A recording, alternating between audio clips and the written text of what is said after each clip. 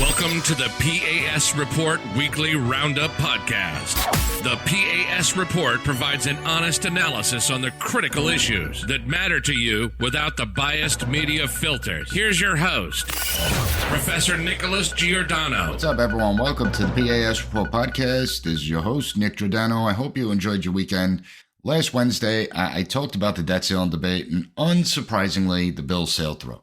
Basically, President Biden now gets a blank check for the next 2 years. The lifting of the debt ceiling does little to rein in government spending, and you, the taxpayers, are the ones that will bear the burden of this problem.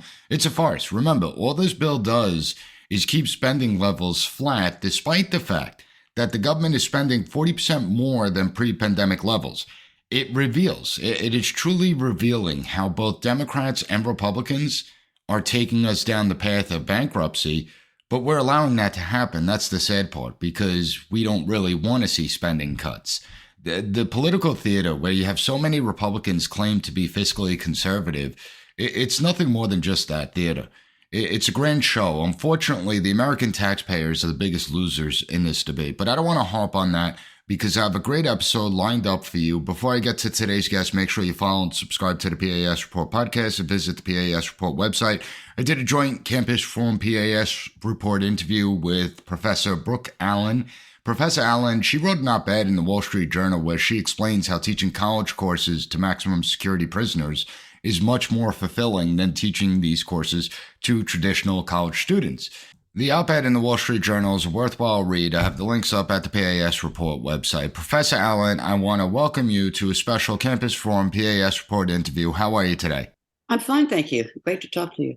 You as well. Brooke has a fascinating piece in the Wall Street Journal, and I suggest everyone check it out because Brooke works in a very unusual place. She teaches college courses. And Brooke, can you tell the audience where you teach those college courses? Yeah, I teach at a prison in upstate New York, way upstate. It's called Great Meadow Correctional Facility, and it's a maximum security men's prison. And because it's very high security, the things you're allowed to bring in, all the stuff is limited. They don't have access to any kind of computers or devices. Their library is very limited, and it's a very sort of interesting, controlled experiment in sort of how you can teach with a minimum of resources, and very enlightening.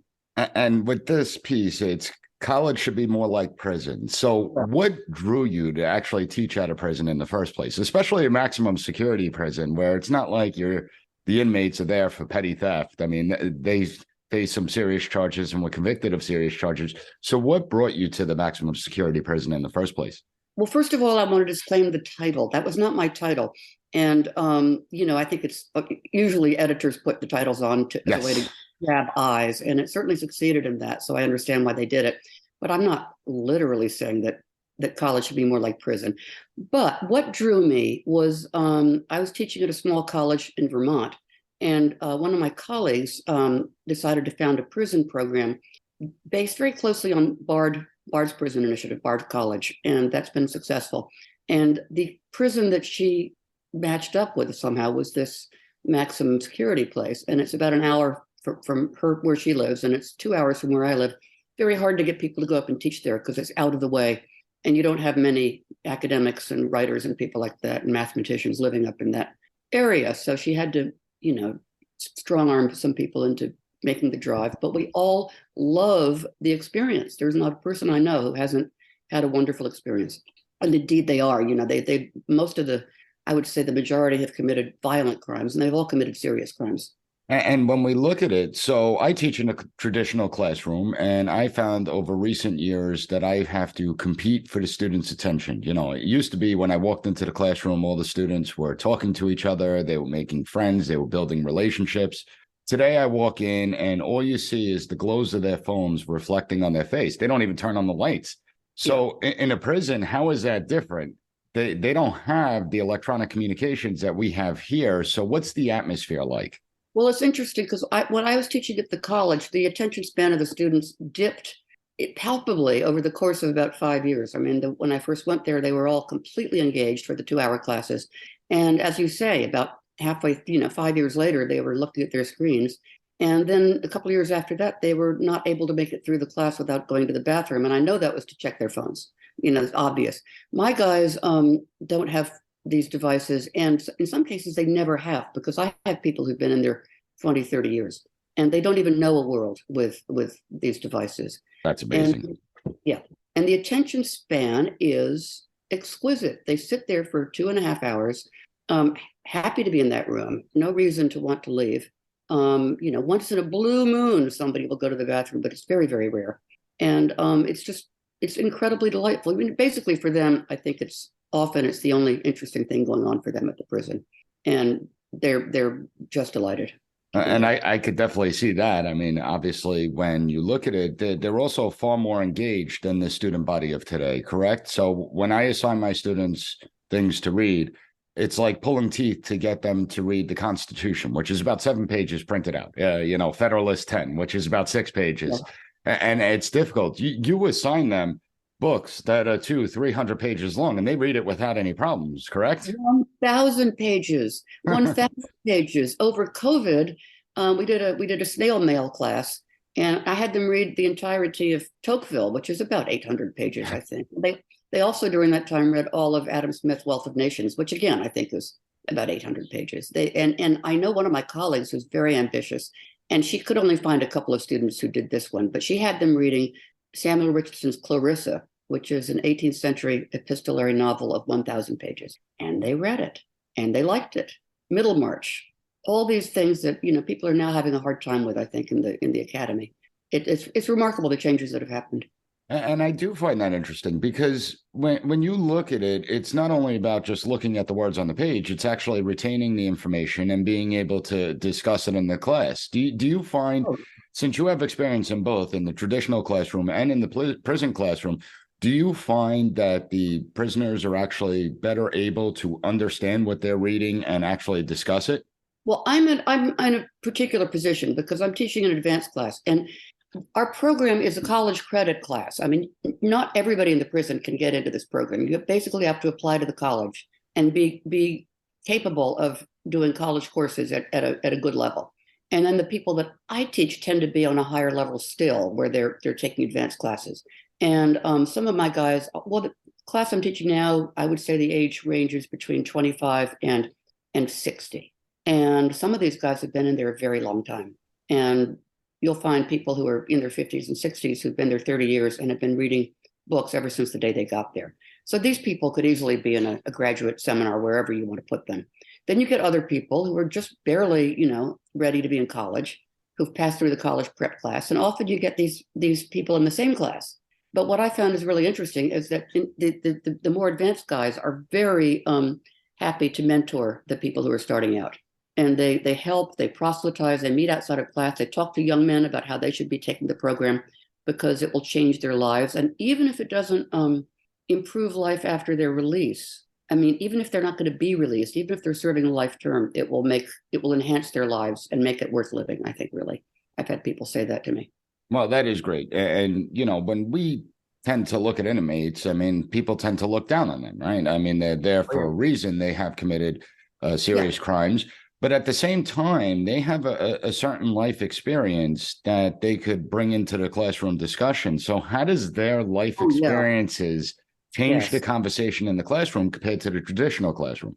Well, I think it's interesting because the sort of college I was teaching at got a little sour because everything became about race, class, and gender. But these are, let's be serious, they're for the most part bourgeois students who didn't have a lot of world experience and they were young. Whereas these guys have been through, all kinds of adventures and misadventures and crimes and ugly racial situations. And some of them are sex criminals. You've got everything. They know the world. They treat it one-on-one. They're very they're not. They might be political, but they're not. They don't adhere to sort of, for the most part, to political orthodoxies. They'll look at each individual work as the work of a particular author about particular characters, not necessarily making broad statements about the world, if you know what I mean. They're eager to engage on sort of non-hostile territory. I've got one guy in class who's in all of my classes who's, I wouldn't say an arch conservative, but he's a sort of intellectual, cultural conservative. And he always, disagrees with everybody else. But there's never any nastiness. They all laugh and have a good time and tease each other. It's lovely. It's a lovely environment. And I think part of it is because there's a feeling in the group that they are a special group in that prison. They have a lot in common, no matter how different they are, because they're in that program. And it sounds like you build this nice sense of community in that group. Oh yes. It's easy. It's easy. They're all, truthfully, they're all smart people. Or they wouldn't be there. They're smart and they're dedicated. I'm not sure that the administration of the prison, necessarily rewards taking the program. And I think the culture of the prison doesn't reward it. So these guys do it because they really very much want to be there and are willing to make all that extra effort. And it is a lot because it's not easy to write a 10-page essay when you're in a cell surrounded by noisy, screaming people and no privacy. And sometimes these guys, their cells have been searched and their work strewn around the room. And it's difficult. It's difficult. But they make the fact that they're willing to make that effort and make that time, which is not easy, says a whole lot about who they are. Whereas again, so many college students, I'm not blaming them, but they're really not ready for college or they don't want to be there. And maybe they don't need to be there, but their parents are insisting and paying. And so they're putting in the time, but unwillingly, a lot of ordinary college students. But the prisoners, none of them are being forced to do this. They're all there because they want to. And I do think that makes a big difference. When you're voluntarily participating, you have a motivation that certain students don't have because they are being forced.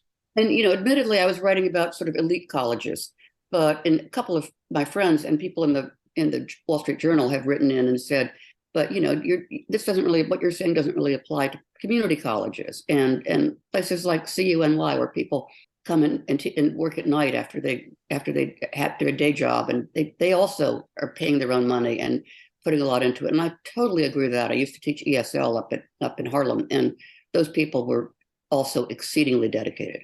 I'll agree with that because I actually taught night courses at the college, and I like to break it up. So I have my daytime courses, and then I would teach one night course per semester. And I found that the night course, you'd get a much better conversation because it's a 3-hour course. It's 6 to 9 o'clock. You have to be motivated after a full day of work to go to a college course. Yeah. And so it is different. You do get older students that are more mature and responsible. But one of the parts that I found fascinating in your article was when you said that many of your students can go toe-to-toe with the best of them that have graduate degrees, PhDs. Can you explain to the audience that these are really intellectual people? People keep asking me when they hear what I do, they say, well, what do you have them do about writing papers? I said, well, they write papers. And they actually write with they write longhand. Pen and paper. Yes, they write legibly longhand. They do all that. And, they do every bit of what an ordinary college student does and a lot more in many cases. I mean, when I go into the college before a class, people, by and large, almost everybody has done the reading, but sometimes in a cursory manner. These guys will come in with their book as full of Post-it notes as a porcupine and marking up things that they're interested in. And some of them have read it two or even 3 times before the class. And for instance, I have one guy right now who's having a hard time keeping up with the others, and he writes a long essay every week, whether or not it's assigned. He just does the essay, and he does it painstakingly. I don't have students like that in the college, although I've had brilliant and wonderful college students. I mean, that I'm still friends with 10, 15 years later. Yeah, same here. And it's funny because at the end of the semester, I will tell them in certain classes, I'll be like, all right, look at the binder of your book. Look at how many of your books haven't even been opened, because you could tell they haven't been opened, they haven't been read. So, they're getting so much info off the web. Another thing, I mean, I've taught literature classes at the college, and they tend to order the books. If we're doing anything in translation, they won't order the translation that I've asked them to order because it's more expensive than another one. So they'll just get whatever's cheap. And this kind of thing with the prisoners, really, that the books are put in their hands as they used to be for all of us in grade school and high school. And that's what they have. And they appreciate the difference. They understand it. We're going to take a brief pause, and when we get back, I want to ask Professor Allen how long she's been at the prison and other changes that she sees in the difference between those that are incarcerated versus those that are free. So we'll be right back. Hang tight.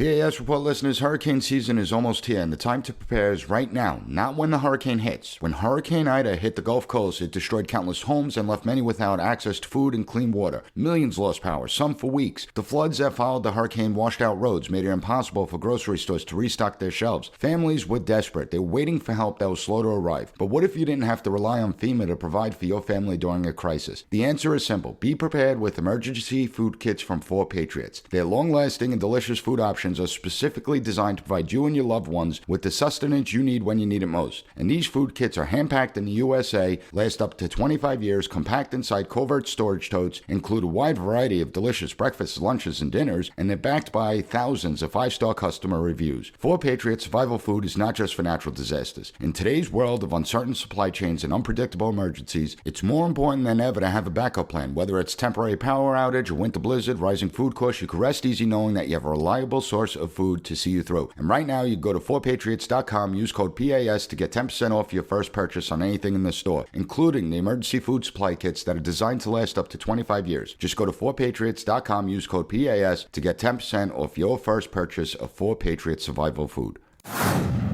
Welcome back, everyone. It's Professor Allen. How long have you been working at the prison, and do you still teach any traditional college classrooms, or are you strictly now just in the prison? I'm trying to remember. I think it must be 6 or 7 years now. And eventually I stopped teaching at the college and just carried on at the prison because I wanted to downsize my working life. And the college had become not as much fun as it had been in early years, to put it mildly. But the prison, I'll keep doing the prison until I can't make the drive anymore, until I'm too old to get up there. I don't blame you. Do you feel that the atmosphere on college campuses has shifted dramatically? It used to be do feel so, yeah, of course. that I speak to a lot of professors, and many of the professors are disappointed of the student body of today. And it's not to criticize the students themselves, That's because right. we do have some wonderful students. There's no doubt about it. It's to criticize the education system as a whole, where there's so many students that are totally unprepared for college. They can't do college level work. There's so many distractions with the electronics that exist out there. Is that something, and I think that gets to the heart of it, that it's a much more enjoyable profession when you don't have those distractions, when you have people that are motivated to learn. That's right. And I think it's a much more enjoyable experience for the students as well. They enjoy it more without all that. I just read actually, one of my prison students recommended it, and it's called Stolen Focus, and it's by a journalist called Johan Hari, Hari. And it basically goes into all the reasons we're distracted and can't focus. And of course, the number one reason is tech, but there are other reasons too. And it's a fascinating read. I mean, we're all a product of our environment. You can't blame, the new generation of students is not intellectually or morally inferior to the last one. They just live in a different environment with different things that are grabbing their attention. And what we can do as educators, I think, is to try to mediate that somewhat, a little bit at least. And I don't see why it's so difficult for professors, and I know plenty of them, to just say to the kids, no devices in class and no bathroom breaks. I will give you a bathroom break at X o'clock for 5 minutes. Otherwise, do not get up and leave. These things are easily said. There's no reason they need their devices in the classroom. No, not at all. No. Yeah. I take a firm line against it, that's for sure. And I tell my students first day, when it comes to technology and cell phone usage in the class, I'm like authoritarian, right? I don't believe it should be in class. It has no place in class. And it's rude and disrespectful. If my students are speaking to me and giving me their thoughts and opinions about the issues, and I sit there and take out my cell phone in the middle of them talking to me, they're not going to like that. And I say, don't do that to me then. Yeah. No, exactly. And just having it there is a distraction. I think, at a dinner table, even if somebody puts the phone down next to them and doesn't use it, it's still there. It's sort of like another presence in the room. And there's no reason, but the use of the laptop in the classroom is very widespread now. And in big lecture classes, they're all doing it. And they're also not going to the lectures. They're staying home and looking at the recorded version. I think, it's all we're in such a state of flux at the moment that it's hard to make generalizations. This chat, whatever it is, chat GPT, that's going to change the way everybody teaches. And because I'm getting old now, I'm not really having to, and plus I teach in a prison, I don't have to face these things, but I'm very interested in hearing what everybody who's in the classroom and universities has to say about this. Well, and I think that's a great point that, there's certain things that we have to worry about in the traditional classroom that you don't necessarily have to worry about in the prison setup. ChatGPT, I mean, as of right now, I'm not too concerned about it because the way I see it is if my students are handing in flawless papers without any grammatical errors and they're building cohesive and coherent arguments, and then I know that something's going on. Then I know that they're using ChatGPT. Because listen, the writing has diminished in this country dramatically. I mean, it's pathetic. It's pathetic. I mean, the whole thing is pathetic. I always think of this. I mean, my mother got I would have to say, a better education at a public high school in West Texas than I probably got at a private prep school on the East Coast 35 years later. And that says it all. And what kids are coming out of high school with now is just not enough to do anything. And I think this, the whole system has to be rethought. And certainly the idea of this either or vocational or academic education is wrongheaded. People should be doing both, particularly in the technological society we're living in. Yeah. And we have that at my college. So if you're in the automotive program, you still have to take some liberal arts courses in order to get an education, because it is important. No matter what you're doing in life, it's important to have experiences that span throughout all subject areas. You don't have to master all subject areas, but at least be exposed to them and be able to have conversations about them. And plus, in any career field, you're going to have to write. You're going to have to read. Even if you're an auto mechanic, you have to read manuals. You have to be able to understand them. We're saying that now, but I had this discussion the other night with one of my coworkers at the prison. We went out for a drink afterwards, and I was going about a student that his writing is so poor, and he's an ES, he doesn't speak good English, and how am I going to get him better? And there's no blah, blah, blah, blah, blah. And she said, don't worry about it. She said, by the time he's released in a few years, he'll do everything on ChatGPT and everything else. And I said, but I want him to be able to write. And she said, don't worry about it. We're entering a new world. And I was so both taken aback and depressed. I don't know. But then again, I'm old. So maybe if I were 30 years younger, I'd be energized by this the way she is. Well, I still consider myself fairly young. I mean, I'm getting grayer, that's for sure. But to me, what the technology is doing, and I think I see this across the board in my classrooms, it extinguishes creativity. Yes, and that to me is the biggest problem. Yeah, it extinguishes deep thought, which is the same thing as creativity. Whether you're in the arts or whether you're in literary criticism, whatever it might be. The deep thought goes out the window, and language is a medium of thought. I mean, you don't have these thoughts unless you're able to express them in language. And I remember reading an interesting quote from E.M. Forster, who somebody asked him what he thought about, I don't know, some play he'd seen. And he said something like, how do I know what I think until I've tried writing about it? And it certainly says something that you're forced to make your thoughts more cohesive, more deep, more profound in some way if you write. 100%. Every piece I write, every sentence, I probably redo the sentence 10 times before I get it to the way I want it. And unfortunately, we're losing that. I really appreciate you taking the time to come on to speak about this, because I think it is such an important issue. We have a problem in education. And the reality is that, we constantly say these students are the future leaders, right? And they are. They're going to be the ones that go into the business world. They're going to be the ones that go into law, and they're going to become the policymakers. Why do you think we don't treat them that way, though? This goes into a law. This is a cultural thing that I think that people of my generation, I grew up in the 60s and 70s. Our parents sort of were very careless with us as a sort of, generalization. And then people of my age overreacted and became incredibly watchful, nervous parents, and the kids are now suffering from this. I just say my students never even drank out of a garden hose, where that used to be like a norm in the summers. Yeah. And I was talking to somebody yesterday on the phone who's has grandchildren, and she said, these are the most watched over children I've ever seen in my life. And this is so the new generation is stepping up the watchfulness. So it's very, very hard. I mean, if you remember, we all remember being 12, 13, 14 years old. And the things that you feel good about are the things you've done yourself, not the things your parents have helped you do. It's what you've done on your own. And if they're being sort of deprived of that experience, then everything will look sad and depressing. You've got to do it by yourself. That's such a great point. I mean, success isn't that we dumb down standards and you just meet the bare minimum marker. Success is that you fail and then you work hard to overcome that failure and eventually succeed. And I think that's what the inmates show. That Yes, exactly. Even though that they've had struggles in life and failures in life, that they're working to improve themselves. Do you see that as well? Absolutely. And at our institution, we're only authorized to give up to a associate's degree. And we had a graduation recently of the associate's degree. Now, some of these guys could have 3 BAs with all the classes they've taken over the years. And but they were just as excited to get that associate's degree. It was so meaningful to them. And I have one guy who just agonizes about his grades, and he worries about this and worries about that. And I happen to know he's serving 5 life terms, and he's never going to use anything with those grades, but it's so meaningful to him as a measure of what he's accomplished and what he's been able to do. I mean, it's really wonderful. It's such a joy to be able to work with people like that. That's phenomenal. And really, thank you for what you do. We're going to have links up at campusreform.org so everyone could read your article. They can link to it from there. Also, PASreport.com. Brooke, I really want to thank you for coming on and explaining this article, because I think it is eye-opening, and I think it's something that we need to think about.